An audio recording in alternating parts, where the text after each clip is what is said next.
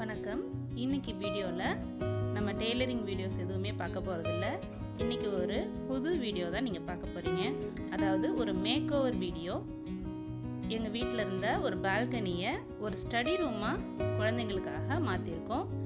இந்த ரூம் எப்படி நாங்கள் உருவாக்கணும், குழந்தைங்க எவ்வளோ என்ஜாய் பண்ணாங்க, இதெல்லாம் இந்த வீடியோவில் நீங்கள் பார்க்கலாம். அதுக்கு முன்னாடி இந்த பால்கனி இதுக்கு முன்னாடி எப்படி இருந்ததுன்ற இந்த பழைய குட்டி வீடியோவை பார்த்துடலாம். இந்த பால்கனி ஒரு மினி ஸ்டோர் ரூம் மாதிரி தான் இருந்துச்சுன்னு சொல்லலாம். அதில் பார்த்திங்கன்னா சிலிண்டரு, அப்புறம் பழைய பொருள் எல்லாமே நாங்கள் போட்டு வச்சுருந்தோம். இந்த பால்கனி ஹால் கிட்டேயே இருக்கிறதுனால இதை ஸ்டடி ரூமாக மாற்றினா நல்லாயிருக்குன்னு தோணுச்சு. அதனால் நாங்கள் இதுக்காக முன்கூட்டியே சில வேலைகளும் பண்ணியிருக்கோம். அதெல்லாமும் உங்களோட ஷேர் பண்ணுறேன். இப்போ பார்த்திங்கன்னா இந்த பால்கனியை மாற்றலான்னு முடிவு பண்ணும்போது நமக்கு வெயில் படக்கூடாது, மழை வரக்கூடாதுன்னு நிறைய கண்டிஷன்ஸ் இருந்தது. அதோட குழந்தைங்களோட சேஃப்டியும் பார்த்தோம். அதுக்காக ஒரு 3 அடிக்கு ஷீட் இழுத்தோம்.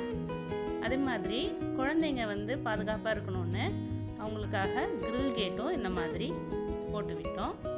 அதில் நடுவில் ஒரு சின்ன தாழ்பாலும் வச்சு ஓப்பன் பண்ணி க்ளீன் பண்ணுறதுக்காக இந்த மாதிரி நாங்கள் டிசைன் பண்ணி ஃபிக்ஸ் பண்ணோம். அது இல்லாமல் ஈவினிங்கில் அவங்க உட்காந்து படிக்கும்போது கொசுலாம் கடிக்காமல் இருக்கிறதுக்காக அங்கே வெல்க்ரோ மஸ்கிட்டோ நெட்டும் போட்டிருக்கோம். ஒரு 3 டேஸில் இந்த ஒர்க் எல்லாமே முடிஞ்சிடுச்சு. இப்போது குழந்தைங்க ரூம்ன்றதுனால இதில் வால் ஸ்டிக்கர் ஒட்டியிருக்கோம். ஒரு பக்கம் ஒயிட் கலராகவே பெயிண்ட்டை அப்படியே விட்டுட்டோம். இதில் எந்த வித வேலைகளும் நாங்கள் செய்யலை. அதில் ஒரு வால் ஸ்டிக்கர் ஒட்டிட்டு கீழே 2 ஸ்க்ரூவும் போட்டு வச்சுருக்கோம். இந்த ஸ்க்ரூ எதுக்குன்னா அவங்களோட ரைட்டிங் போர்டை இங்கே வைக்க போகிறோம், அதுக்காக. அதுக்கப்புறம் அவங்களுக்கு காத்தோட்டத்துக்காக ஒரு சின்ன ஃபேனும் அதே மாதிரி டியூப் லைட்டும் இதில் ஆட் பண்ணியிருக்கோம். ஒரு ப்ளக்கும் வச்சுருந்தோம்.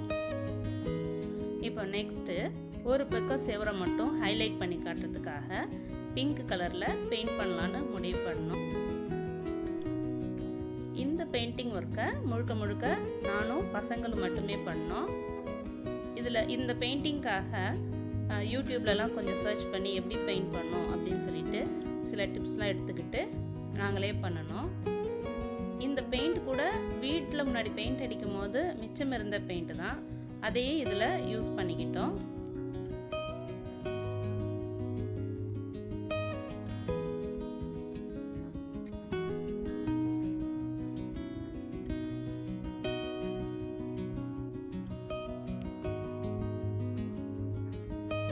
ஏற்கனவே ஒரு கோட்டை பிங்க் அடித்து வச்சுருந்தேன். இப்போ அது மேலே செகண்ட் கோட்டிங் கொடுத்துட்ருக்கோம். இந்த பெயிண்டிங் பண்ணும்போது குழந்தைங்களுக்கு ரொம்ப ஆசையாயிடுச்சு. நாங்களும் பண்ணுறோமான்னு சொல்லி ரொம்ப ஆசைப்பட்டு அவங்களும் சேர்ந்து இந்த பெயிண்டிங் பண்ணாங்க. இந்த மாதிரி சின்ன சின்ன வேலைகள்லாம் குழந்தைங்களும் நம்ம கூட செய்யும் போது அவங்களும் ரொம்ப என்ஜாய் பண்ணுறாங்க. இந்த மாதிரி சின்ன சின்னதாக நம்மளே அவங்கள இன்வால்வ் பண்ணும்போது அவங்களோட வேலைகளை அவங்களே செஞ்சுக்கணும் அப்படின்ற ஒரு நல்ல விஷயமும் அவங்களுக்கு வரும்.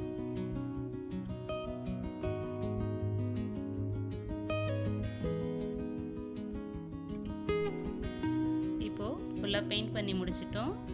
இதில் கொஞ்சம் பேட்ச் வேலை இல்லாமல் பண்ணியிருந்தோம். பெயிண்ட் காஞ்சதுக்கப்புறம் பார்க்கறதுக்கு ரொம்பவே நல்லா வந்திருந்தது.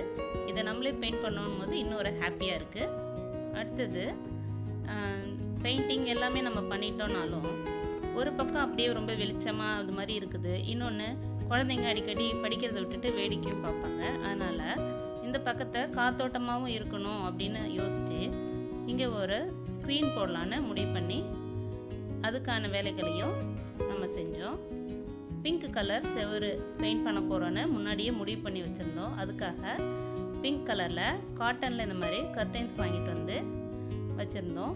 இது டோர் ஹைட்டு தான், ஆனால் பால்கனி ஹைட்டு டோர் ஹைட்டை விட அதிகமாக இருந்தது. அதனால் 3 வாங்கி 2 கர்டைனுக்கும் கீழே இன்னும் கொஞ்சம் லெங்த் ஆட் பண்ணி இந்த மாதிரி ஃபுல் ஹைட்டையும் கவர் பண்ணுற மாதிரி நாங்கள் மாட்டிட்டோம்.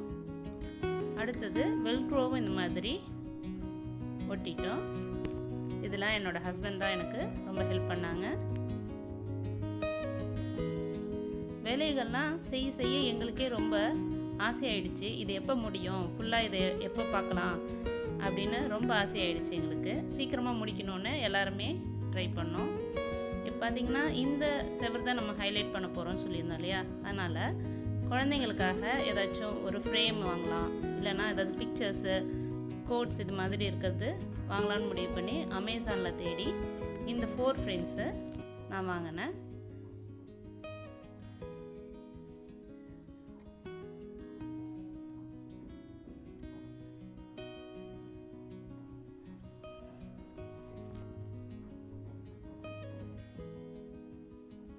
குழந்தைங்களுக்கு இந்த 4 விஷயங்களும் ரொம்ப முக்கியம்னு நான் நினைக்கிறேன். நீங்கள் என்ன நினைக்கிறீங்க? உங்களோட கருத்துக்களை கமெண்ட்ஸில் சொல்லுங்கள். இப்போது இந்த ஃப்ரேம்ஸ் கீழே 2 ஸ்க்ரூ கொடுத்துருந்தோம். 2 குழந்தைங்கன்றதுனால 2 பேருக்கும் இந்த மாதிரி தனித்தனியாக ரைட்டிங் போர்டு ஏற்கனவே இருந்துச்சு. இதில் புதுசாக நாங்கள் எதுவுமே வாங்கலை. முடிஞ்ச அளவுக்கு பழைய பொருள்களையே தான் யூஸ் பண்ணியிருக்கோம். இந்த ஃப்ரேம்ஸு அப்புறம் மேட்டு இந்த மாதிரி ஒரு சில விஷயங்கள் மட்டும் வாங்கி ஆட் பண்ணிக்கிட்டோம். இந்த மாதிரி போர்ட்ஸ் நம்ம வாங்கி கொடுத்து அதில் எழுத சொன்னோம்னா இந்த செவுத்துலுக்கு இருக்கிறது, தரையிலுக்கு இருக்கிறது இந்த மாதிரி பழக்கம்லாம் இல்லாமல் எப்போவும் நீட்டாக வச்சுக்கணும், அதாவது அந்தந்த இடத்துல தான் செய்யணும், இந்த மாதிரி நல்ல விஷயங்கள்லாம் அவங்க கற்றுக்குப்பாங்க.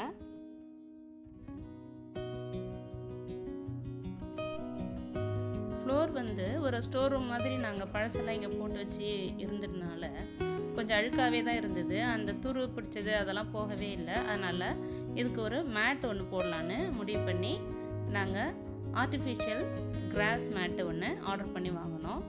பால்கனியோட சைஸ் எல்லாம் அதில் மென்ஷன் பண்ணி எவ்வளோ தேவையோ அந்த அளவுக்கு மட்டுமே நாங்கள் வாங்கியிருந்தோம். ரொம்பவே சூப்பராக இருந்தது இந்த ப்ராடக்ட்டு. இந்த இவ்வளோ வேலை பண்ணாலும் மேட் போட்டதுக்கப்புறம் தான் பார்க்கவே ரொம்ப அழகாக இருந்துச்சு.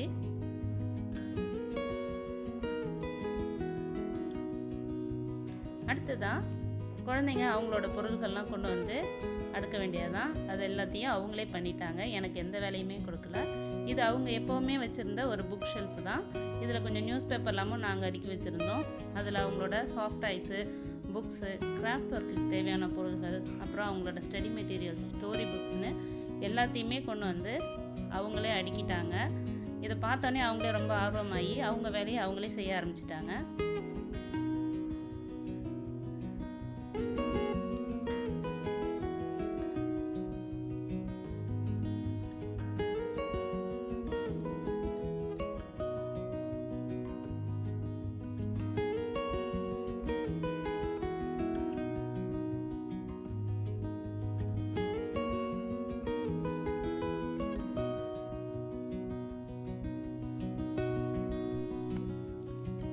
ஸ்டடி ரூமில் மேக்ஸிமம் அவங்களோட திங்ஸ் எல்லாத்தையுமே நாங்கள் கொண்டு வந்து லோட் பண்ணி வச்சிட்டோம். போர்டு, அவங்களோட ரைட்டிங் டேபிள், பேகு, டாய்ஸு, சேர்லேருந்து எல்லாத்தையுமே கொண்டு வந்து இங்கே வச்சுட்டோம். கடைசியாக முக்கியமான ஒரு பொருள் டஸ்ட்பின்னு, அவங்களுக்காக குட்டியாக ஒரு டஸ்ட்பினும் நாங்கள் அங்கே வச்சுட்டோம். அவங்க கிராஃப்ட் ஒர்க் பண்ணி எல்லாத்தையும் கீழே போடாமல் அதில் எடுத்து போடுவாங்க, அதுக்காக அந்த மாதிரி வச்சுட்டோம். இப்போது முழுசாக ஸ்டடி ரூமு ரொம்பவே அழகாக உருவாயிருக்கு. நாங்கள் நினச்சதை விடவே இன்னும் அழகாக வந்துச்சுன்னு தான் சொல்லணும். இந்த மேக் ஓவர் பற்றின உங்களுடைய கருத்துக்களை கண்டிப்பாக என்னோட ஷேர் பண்ணுங்கள். இந்த வீடியோ கண்டிப்பாக உங்களுக்கு யூஸ்ஃபுல்லாக இருந்திருக்கும்னு நினைக்கிறேன். நீங்களும் இந்த மாதிரி உங்கள் குழந்தைங்களுக்கு ஒரு அழகான ஒரு ப்ளே ஏரியாவோ இல்லை ஸ்டடி ரூமோ க்ரியேட் பண்ணி கொடுப்பீங்கன்னு நினைக்கிறேன். நீங்கள் பண்ண மேக் ஓவர்ஸையும் எனக்கு கமெண்ட்ஸில் ஷேர் பண்ணுங்கள்.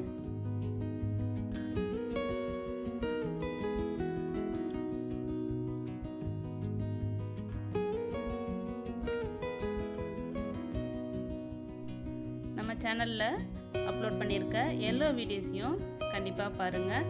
நிறைய யூஸ்ஃபுல்லான வீடியோஸ் அப்லோட் பண்ணியிருக்கோம். லைக் பண்ணுங்கள், ஷேர் பண்ணுங்கள், கமெண்ட் பண்ணுங்கள். மறக்காமல் பிரியாஸ் ஃபேஷன் வேர்ல்ட் யூடியூப் சேனலை சப்ஸ்கிரைப் பண்ணுங்கள். வணக்கம்.